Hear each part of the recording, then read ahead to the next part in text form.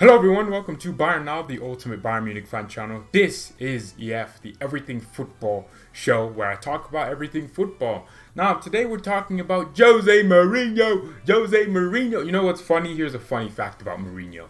When he was at Chelsea, and even now, up until a few months ago, I thought the Chelsea was Jose. That's what I thought it was, because I thought he was a club legend they loved so much that they made their entire clubs chant about him. But Mourinho is the manager of Spurs now, and Spurs fans have their different opinions on that, and I'm gonna bring a different viewpoint on it. And yeah, let's start off with how this Mourinho thing happened, because Spurs, you would never have imagined a year ago at this time that Spurs would sack Pochettino and hire Mourinho a few weeks later, or a few months later. But I didn't imagine it, and I think that sacking Pochettino was one of the stupidest decisions that I've ever seen any club make. First of all, you sack a manager that's brought you up from literally it's a mid-table club, British club that did well ages ago and hasn't done well now, and no one cares about you. And you took that manager and sacked him, which didn't make any sense to me. Pochettino, his net spend over the 5 years he was at Spurs was like 25 million before he signed the players he did last summer, which is the stupidest thing I have ever heard. I don't care if you have a new stadium. First of all, you don't even get a damn new stadium without Pochettino. So it's not the stadium that made them not have the money to back Pochettino. It's the fact that they have some sort of a stingy board who would rather develop players rather than understand that we have to spend money now. Let me just show you the example. Zidane at Real Madrid. He got the money, bang. They got the players that Zidane wanted, and I mean, Real Madrid already had an exceptional squad. But then, even now, last season, they backed Zidane again to give him another. Well, Zidane left by his own accord, but they backed him even more to get him the players that he knew he would win with. And now Real Madrid are back on the right track. That's what a big club does, right? Bayern Munich, for example. Right, we understood that Niko Kovac. I'm gonna bring up Bayern a lot because I feel like we're the greatest club in the world. Why is this happening? I'll fix that, everyone. I will fix that. Fit to screen. Bayern Munich, Niko Kovac. We sacked Kovac. Why? Because of the fact that, first of all, we backed him. That's the thing. You don't sack a manager when you haven't backed them, because that's like giving a guy a job but not giving him the resources to do the job according to his, max potential. You are just sacking Pochettino based on you're not even seeing the big picture. You're not seeing the fact that Pochettino didn't get the money he did.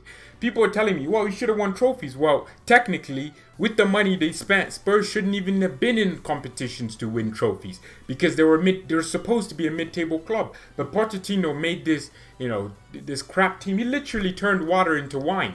I've never heard of these players. Who knew of Harry Kane before Pochettino? Who knew of Dele Alli? Who knew of all these Spurs players? Who knew of them? Pochettino also brought in some cheap players and made them into world beaters. Vertonghen's, your Alderweireld's. These players weren't really known. Spurs were that club that will occasionally have a good player, but then they'll eventually move on to somewhere. But Pochettino made a system where he basically made them like a big club, where he's developing these players, and the contracts are all sorted. They're not on some high wages. They didn't have to spend millions and millions and millions. But at the same time, Pochettino did not get backed, and he didn't because, like I said, Niko Kovac got the money. Jose Mourinho, Man United. Although Mourinho may argue I didn't get backed, he still can look and say, damn, I got Lukaku, Pogba, I got Zlatan, I got all. Schweinsteiger wasn't under Mourinho. But you're going to look and you're going to see the players that Mourinho got at Manchester United, right? You're going to look. Zidane, maybe Zidane gets sacked. I think if Real Madrid sacked Zidane after he was, just having bad results, eventually, right? Maybe later on this year or next year or 2 seasons from now, Zidane's just crap. They're going to look and say, hey, we got you Hazard. We got you Mendy, we got you Militao, we got you Rodrigo, Vinicius. Like, they're going to look at these players and say, we did back you and you're just crap. That would be justified. But then you sack Pochettino. Who did you buy for him? Dele Alli? Well, there's literally a chat about how he cost nothing. And then Harry Kane, no, he was more of a youth product, Arsenal fan as well. And then, what I mean? There's a real backing where, certain managers get backed. Even Carlo Ancelotti as Napoli, he did get backed. Look at Ancelotti. Well, he didn't really get backed, but I mean, I don't know why they sacked Ancelotti. I'll talk about Ancelotti later on because I feel like he would have been the perfect replacement to Pochettino if Spurs were still going to sack Pochettino regardless of if they backed him. And they backed Pochettino by signing him someone who wasn't even a defensive midfielder. Spurs need a defensive midfielder. You don't need an Eric Dyer. You need a Wilfred Ndidi, someone with pace who can protect that back four. You need a real mobile CDM like an N'Golo Kante. You know, Mourinho always likes that, and you know, I think someone told me that Musa Dembele left Spurs, and you haven't kept a clean sheet since he left. I don't know if that's true. You've probably drawn games 0-0, but I mean, that's pretty crazy. But still, the way I look at it is Spurs have really made a huge mistake by hiring Jose Mourinho. First of all, let's look at Jose Mourinho. Don't think about him as this historic manager of all time. Think about it now. In the past 5 years, Mourinho has been one of the most annoying faces of football in general. The guy seems like an angry, grumpy old grandpa when he doesn't get a signing that he wants.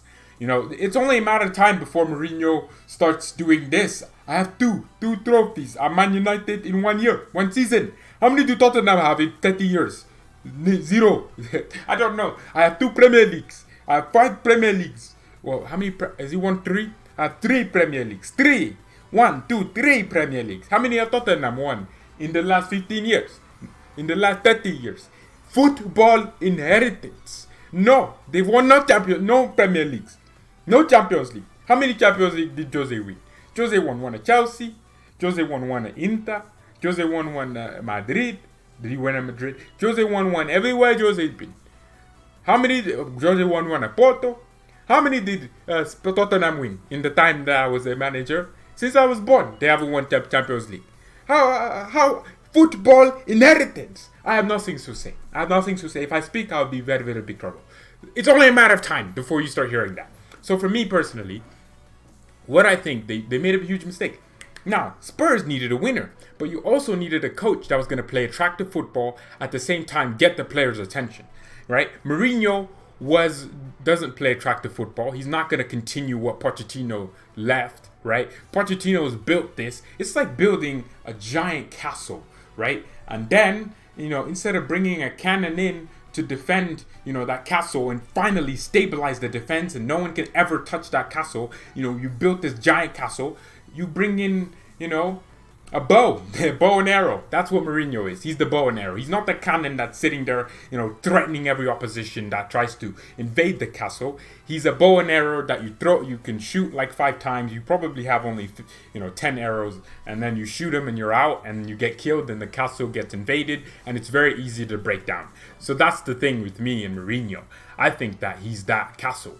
He's not the Mourinho that people think he is. People seem to have this misconception of Jose Mourinho like he's this world-class manager he used to be. He is not. Mourinho isn't first of all, his style of football is the same, but it's not as effective as it used to be.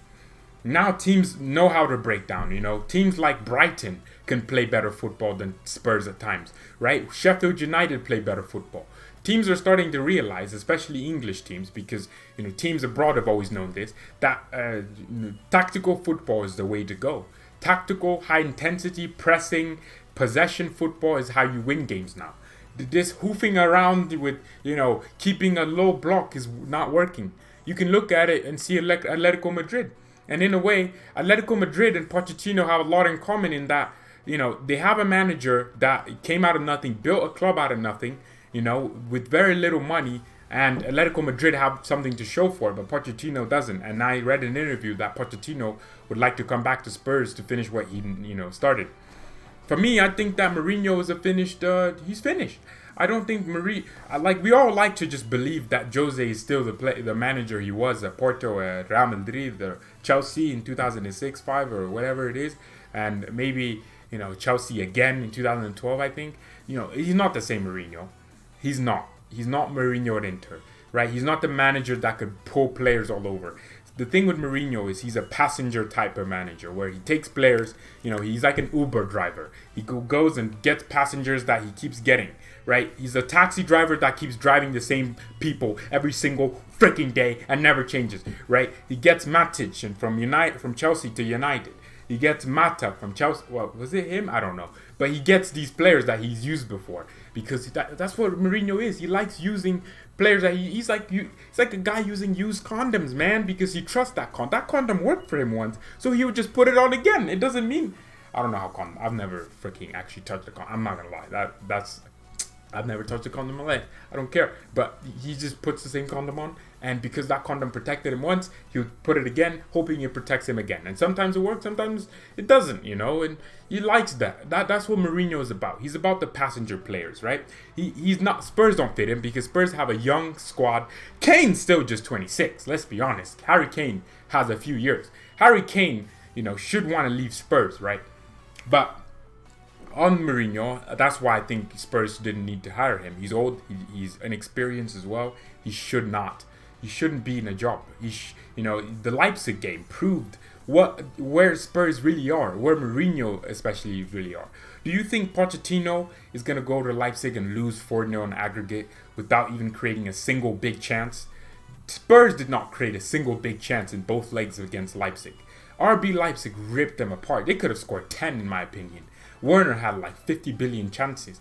Leipzig hit the post at least twice every leg, and Spurs, they didn't perform well, and they didn't even look like a team. Norwich, you're losing to Norwich 1-0. How can you lose to Norwich? They're not in any cups right now. Not in the Carabao Cup, not in the FA Cup, not even in the Premier League top 4 race. You're not anywhere, Spurs. So Mourinho has taken a ship that was, just shaking a little bit due to the fact that no new crewmen were in the ship, and he's taken that ship and kind of punched it down, and it's sinking faster.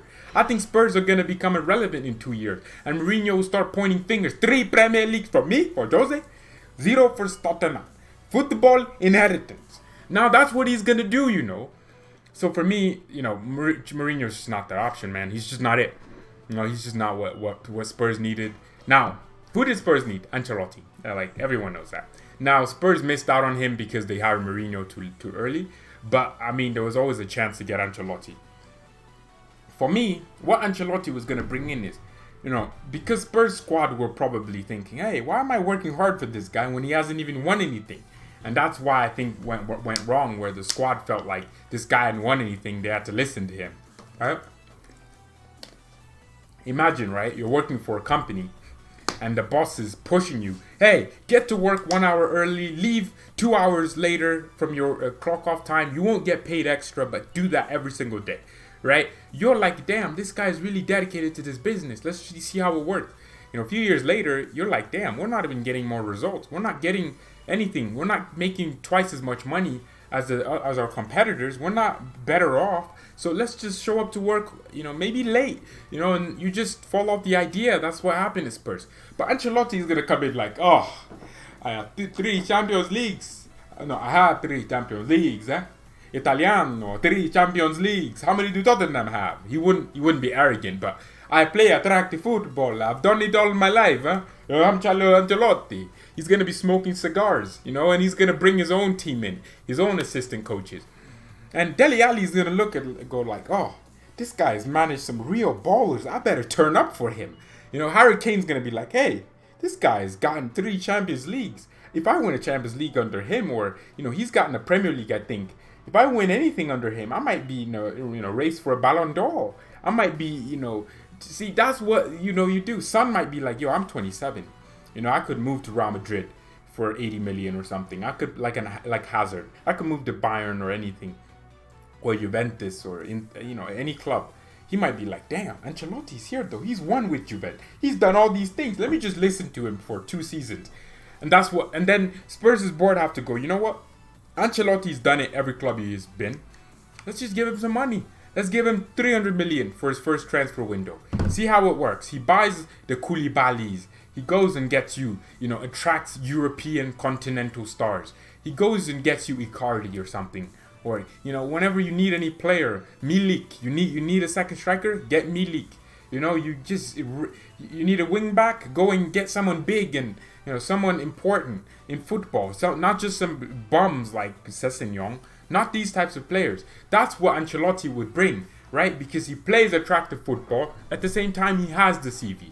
People forget and disrespect Carlo Ancelotti, but he's one of the greatest managers in the past, in the postmodern side of football. He's one of the greatest managers. He's up there in my top 10. Carlo Ancelotti, I mean, that's crazy because that's pretty much all the managers that have ever been really known, because football wasn't really that evolved until a couple of decades ago. So, I mean, Carlo Ancelotti's in there. And he would attract the players. He would make players listen. And that's the most important thing for Tottenham Hotspurs. To have the players listen. To have... I said Tottenham Hotspurs like Mourinho. Tottenham Hotspurs, huh? How many trophies does Jose have? How many does Tottenham have? How many do... Jose Mourinho is a real character, right? It's the funniest thing is Mourinho was linked to Bayern Munich. I just laughed it off because it was never... I didn't even freaking make a video about it because it was just never going to happen. Bayern Munich will never get Jose Mourinho because we have a philosophy of how we run our club. You look at the managers we've hired. The managers have to play possession football.